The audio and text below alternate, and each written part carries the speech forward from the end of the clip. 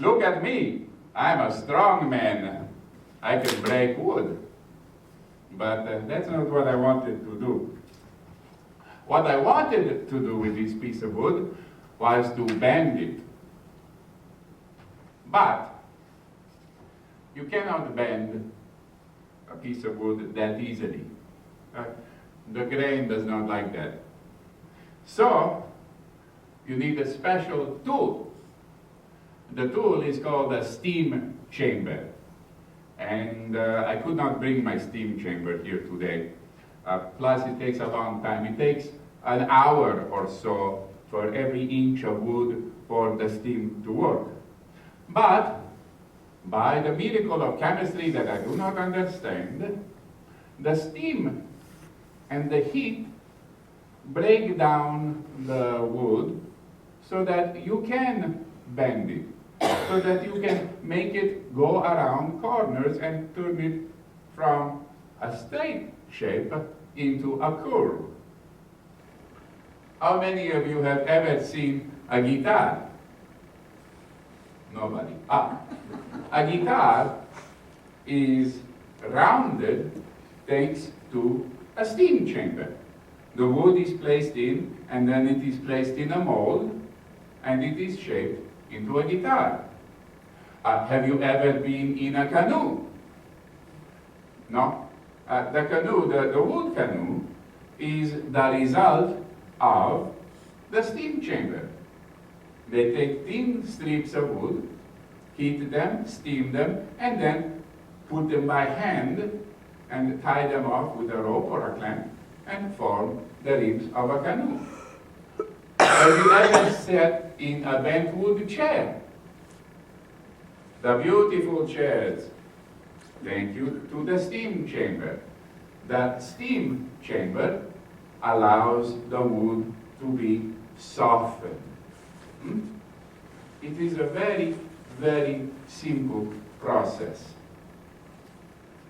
Now, one of the things about this process is that it allows something that is stiff to change. My father trained me as a woodworker. And with every generation of woodwork, there is history. And this history goes back a long time, and up until my father's generation, the history was unchanged. What my father learned from his father and from his father changed very little. Woodworking is an ancient, simple craft, and since about 1640 or so, very little has changed. The tools that we use, these planes, they are a little fancier now, but the principle of a sharp tool shaving has never changed. This hammer, martello or mallet, many are still made of wood, some are made of metal, but they have not changed too much. So, my father had a certain way of doing things, understood tools in a certain way, and he was very happy and very good. I grew up in a generation of great change. In my generation, we went from the hand drill being the standard use to the power drill. You plug it into a lot, or now they have battery drills. A lot has changed. Some of the tools, some of the equipment that we use, like the screws. The screws all used to have one slot. A simple slot to drive the screws and to drive you crazy, because the slot would fail, or the screwdriver would slip out, and the next thing you knew, you had to replace the wood because you scratched it. Now they have new screws that are better. But perhaps the biggest change in the last 50 or maybe 60 years is that Europe and the East have come together, and so new tools, new to us Europeans, have been introduced. The biggest tool, the biggest change is in the humble saw. This is a Japanese saw. Come to me. And this is a standard European saw. Now, a European saw is a thin piece of metal with teeth cut into it. A Japanese saw is a thin piece of metal with teeth cut into it. However, in order to operate this saw, we take a piece of wood, we clamp it into place,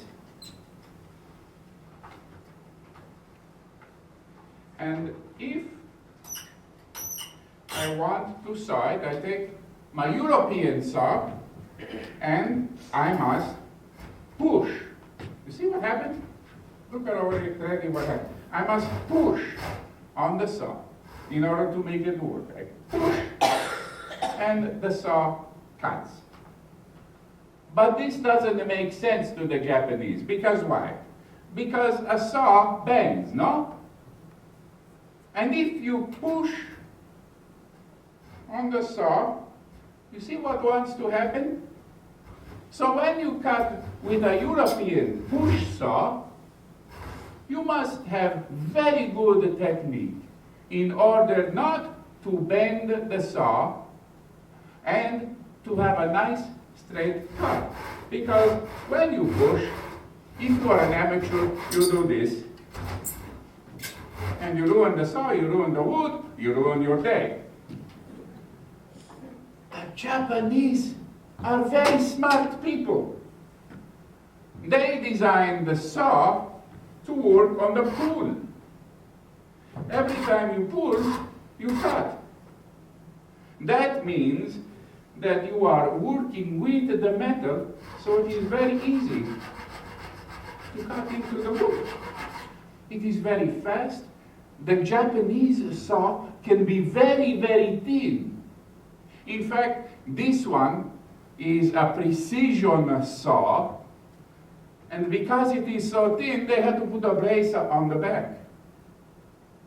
But because you can pull with the saw, not only does it mean you don't need as good technique, but what it means for the artist is that now you can do very gentle things simply by pulling, because you work with the steel. Instead of pushing and trying to bend, you pull and you stretch and it stays straight. When I met my first Japanese saw, I fell in love. I did. I thought, this makes so much sense. It is amazing. I pull and I cut. I don't bend the saw, I don't break the wood, I don't ruin my day. So I went to my papa, and I said, Papa, you've been doing it wrong all of the time. For centuries, you push the saw,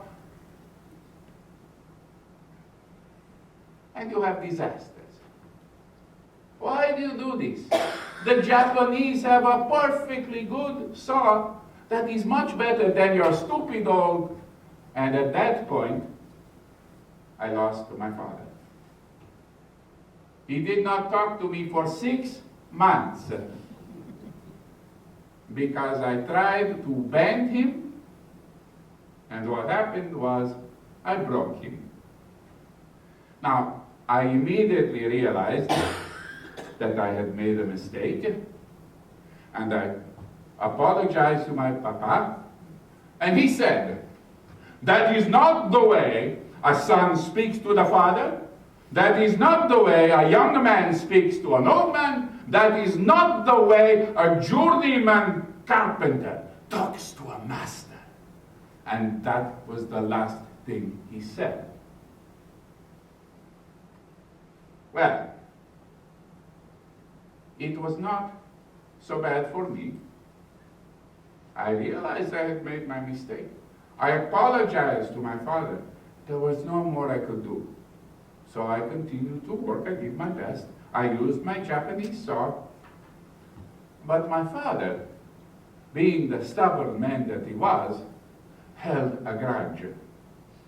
And because he held a grudge, he suffered, I suffered, his business suffered, and most importantly, his wife, my mama, suffered.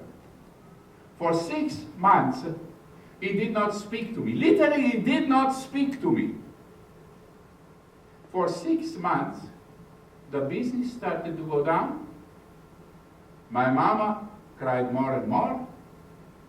I started to worry. And then one day, a miracle. In the twinkling of an eye, my father changed. Well, in the twinkling of an eye and the twisting of an ear, because my mama had had enough, so she went to Papa, and she talked reasonably at first. Papa, you are hurting your son, you are hurting me, you are hurting your business, you are hurting yourself. Forgive your son and listen to him. Perhaps he has something to say. No. Federico, dove pensi che vadi?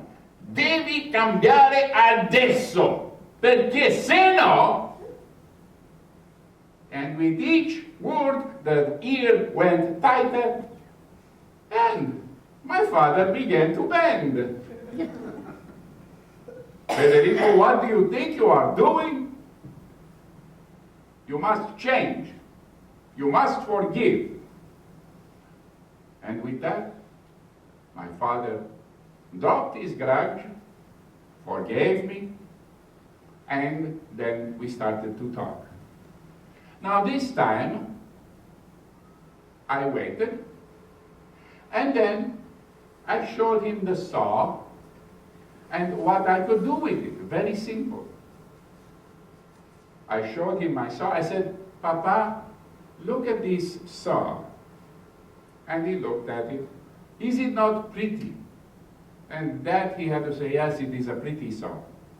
And look at the teeth. Look how fine they are. And he said, yes, they are very fine. And we talked about the saw, we talked about the steel, and we talked about how it cut.